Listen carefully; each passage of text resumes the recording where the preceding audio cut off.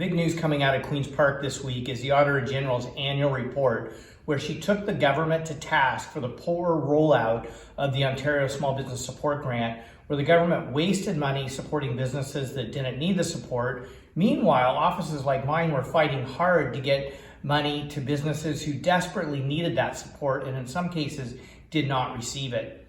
The AG also reported that the government's land use planning policies are completely inconsistent with good land use policy, especially their highway proposals 413 in the Bradford bypass.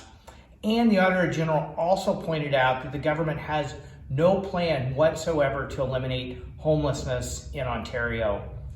That is completely unacceptable.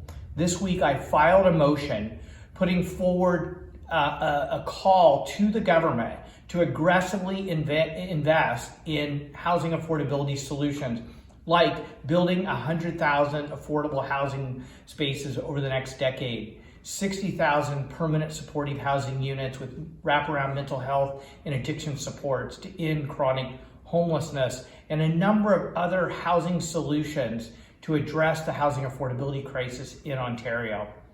I also spoke out strongly against and actually moved amendments at committee to fix Bill 13, which I ultimately ended up voting against because of the government's refusal to remove a schedule that further undermines the environmental assessment process.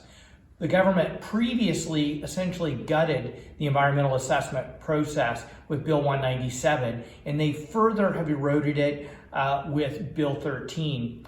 You know what, if you look at what's happening in British Columbia and Atlantic Canada with the horrific floods due to climate-fueled extreme weather events, we've had those same experiences, not to such an extent here in Ontario. And the fact that the government is going to exempt or proposing to exempt Highway 413 and the Holland Marsh Highway from the EA process is just wrong.